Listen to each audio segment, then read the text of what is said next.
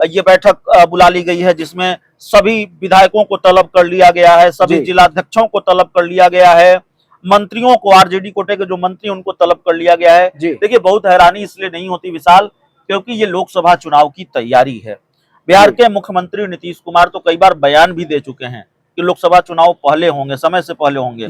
तो चाहे वो बिहार के मुख्यमंत्री नीतीश कुमार हों, चाहे आरजेडी के सुप्रीमो लालू प्रसाद यादव हों, दोनों को ये लगता है विशाल कि देश में लोकसभा के चुनाव पहले होने जा रहे हैं, 2023 में ही होने जा रहे हैं, और दोनों की तैयारी इसी लिहाज से है कि चुनाव पहले हो जाए, इसलिए हर वो पेचीदगी को सुलझा लिया जाए, जो भी मामले हैं उसको सुलझा लिया जाए। आखिर 2024 का लोकसभा चुनाव मुद्दा क्या होगा, किन मुद्दों पर लड़ना है, वो पिच क्या होगी, और बहुत कुछ इस लड़ाई का कनेक्शन 2015 से भी है।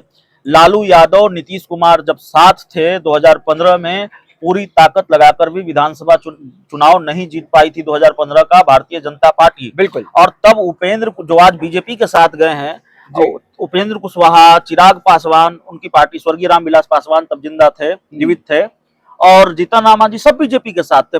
फिर भी ये चुनाव भारतीय जनता पार्टी नहीं जीत पाई। तो नीतीश कुमार और लालू यादव के तिलिस्म को तोड़ना बीजेपी के लिए चुनौती है। लेकिन तब लालू यादव ने आरक्षण का मुद्दा उठाया, उन्होंने कहा बीजेपी आरक्षण खत्म करना चाहती है। लालू यादव अपनी पिच पर खेलते रहे और कमोबेश बीजेपी को अपनी ही पिच पर खिलाया भी। तो लालू यादव ने एक पिच तैयार की, उसी पर महागठबंधन ये पूरी लड़ाई लड़ी, पूरा खेल खेला। तो कोशिश वही है कि उसी तरह से एक पिच तैयार की जाए। मुद्दा क्या होगा, उन मुद्दों पर कैसे लड़ाई लड़नी है, तो इन चीजों को लेकर हो सकता है तेजस्वी यादव ने बैठक बुलाई हो। बहुत खबरें आती हैं, लोग इधर से उधर हो रहे हैं।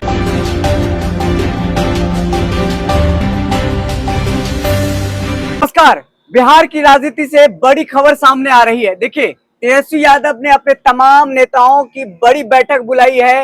ये बैठक आनंद फानन में राबड़ी आवास में हो रहा है। क्या कुछ पीछे की पर्दे की कहानी है, हम तमाम मुद्दों पर बात करें। हमारे साथ हमारे सहयोगी अभिषेक मिश्रा मौजूद हैं। सर, क्या कुछ देख पा रहे हैं, क्या कुछ तैयारी है? लालू प्रसाद यादव झारखंड गए हैं, वहां भी नेताओं को लामबंद करेंगे, और बिहार में अचानक तेजस्वी यादव राजद के नेताओं के साथ बैठक करें, तमाम नेता मौजूद हैं। नहीं, देखिए विशाल, ये जो बैठक है ये बहुत हैरान नहीं करती है। अब जाहिर तौर पर दर्शकों को ये जिज्ञासा जरूर होगी कि आखिरकार अचानक नीतीश कुमार दिल्ली में हैं, वो आज पटना लौट रहे हैं, नीतीश कुमार पटना में नहीं हैं। लालू यादव, खैर नीतीश कुमार तो जेडीयू के सर्वमान्य नेता हैं, आरजेडी से तो उनका कोई लेना देना नहीं है, वो तो गठबंधन में है। लेकिन लालू यादव जो आरजेडी के सर्वे सर्वा है, वो देवघर में है, और तेजस्वी यादव अचानक एक इमरजेंसी मीटिंग बुलाते हैं। बिल्कुल, हमको और आपको कोई खबर नहीं थी कि आज आरजेडी की कोई बैठक है, बहुत सारे नेताओं को भी नहीं रही होगी, ये बैठक अचानक हुई है। तो आखिर ये बैठक क्यों बुलाई गई है? आखिर ऐसा क्या हो गया जब नीतीश कुमार दिल्ली में हैं, जब लालू यादव पटना में नहीं हैं? तो ऐसा क्या हो गया कि ये बैठक बुला ली गई है, जिसमें सभी विधायकों को तलब कर लिया गया है, सभी जिलाध्यक्षों को तलब कर लिया गया है, मंत्रियों को, आरजेडी कोटे के जो मंत्री उनको तलब कर लिया गया है। देखिए, बहुत हैरानी इसलिए नहीं होती विशाल, क्योंकि ये लोकसभा चुनाव की तैयारी है। बिहार के मुख्यमंत्री नीतीश कुमार तो कई बार बयान भी दे चुके हैं कि लोकसभा चुनाव पहले होंगे, समय से पहले होंगे। तो चाहे वो बिहार के मुख्यमंत्री नीतीश कुमार हों, चाहे आरजेडी के सुप्रीमो लालू प्रसाद यादव हों, दोनों को ये लगता है विशाल कि देश में लोकसभा के चुनाव पहले होने जा रहे हैं, 2023 में ही होने जा रहे हैं, और दोनों की तैयारी इसी लिहाज से है कि चुनाव पहले हो जाए, इसलिए हर वो पेचीदगी को सुलझा लिया जाए, जो भी मामले हैं उसको सुलझा लिया जाए। आखिर 2024 का लोकसभा चुनाव मुद्दा क्या होगा, किन मुद्दों पर लड़ना है, वो पिच क्या होगी, और बहुत कुछ इस लड़ाई का कनेक्शन 2015 से भी है। लालू यादव, नीतीश कुमार जब साथ थे 2015 में, पूरी ताकत लगाकर भी विधानसभा चुनाव नहीं जीत पाई थी 2015 का भारतीय जनता पार्टी। बिल्कुल। और तब उपेंद्र, जो आज बीजेपी के साथ गए हैं, उपेंद्र कुशवाहा, चिराग पासवान, उनकी पार्टी, स्वर्गीय रामविलास पासवान तब जिंदा थे, जीवित थे, और जीतन राम मांझी सब बीजेपी के साथ थे। फिर भी ये चुनाव भारतीय जनता पार्टी नहीं जीत पाई। तो नीतीश कुमार और लालू यादव के तिलिस्म को तोड़ना बीजेपी के लिए चुनौती है। लेकिन तब लालू यादव ने आरक्षण का मुद्दा उठाया, उन्होंने कहा बीजेपी आरक्षण खत्म करना चाहती है। लालू यादव अपनी पिच पर खेलते रहे और कमोबेश बीजेपी को अपनी ही पिच पर खिलाया भी। तो लालू यादव ने एक पिच तैयार की, उसी पर महागठबंधन ये पूरी लड़ाई लड़ी, पूरा खेल खेला। तो कोशिश वही है कि उसी तरह से एक पिच तैयार की जाए। मुद्दा क्या होगा, उन मुद्दों पर कैसे लड़ाई लड़नी है, तो इन चीजों को लेकर हो सकता है तेजस्वी यादव ने बैठक बुलाई हो। बहुत खबरें आती हैं, लोग इधर से उधर हो रहे हैं।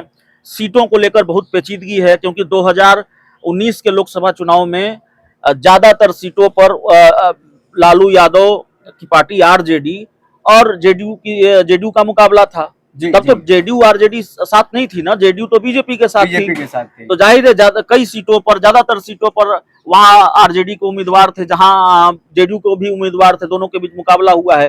तो जहां दोनों जेडीयू आरजेडी का मुकाबला हुआ 2019 में, वो सीट पर कौन लड़ेगा। जैसे उदाहरण के लिए मैं आपको बताता हूं, जहानाबाद की सीट, जहानाबाद सीट आरजेडी लड़ती रही है, उसका गढ़ माना जाता रहा है। लेकिन जहानाबाद सीट तो सिटिंग सीट है जेडीयू की। जो सिवान की सीट है वो तो गढ़ माना जाता रहा है लालू यादव का, आरजेडी का, लेकिन वो सीट तो अभी जेडीयू के खाते में है। तो ये सारी पेचीदगियां हैं, इस पर कैसे बात हो। अगर टिकट काटा जाता है तो उसके जो संभावित नुकसान हैं, अगर किसी सांसद का टिकट कटता है, किसी नेता का टिकट कटता है, तो उनकी नाराजगी को कैसे दूर किया जाए। जाहिर है हर एक पेचीदगी को सुलझाने के लिए बैठक हो रही है। तमाम जो बारीकियां हैं उस पर बात होगी, क्योंकि इंडिया गठबंधन की तीसरी बैठक हो चुकी है। अब जो बैठक हुई कन्वेनर को लगी होगी और सीटों के बंटवारा को लेकर के होगी। नहीं, कन्वेनर का तो मामला नहीं है। कन्वेनर कौन होगा? कन्वेनर का मामला तो यहाँ डिसाइड नहीं होगा ना। कन्वेनर का मामला तो इंडिया की बैठक में डिसाइड होगा, वो मामला तो आरजेडी की बैठक में डिसाइड होगा नहीं। आरजेडी की बैठक में सीटों का मामला, आरजेडी की बैठक में और तमाम तरीके के मामले।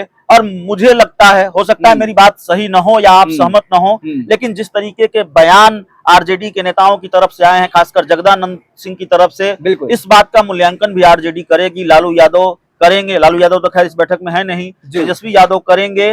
इस पर भी चर्चा होगी कि कहीं ऐसे बयानों से भारतीय जनता पार्टी को फायदा तो नहीं हो रहा, कितना फायदा हो रहा, कहीं आरजेडी बीजेपी की पिच पर तो जाकर नहीं खेल रही है।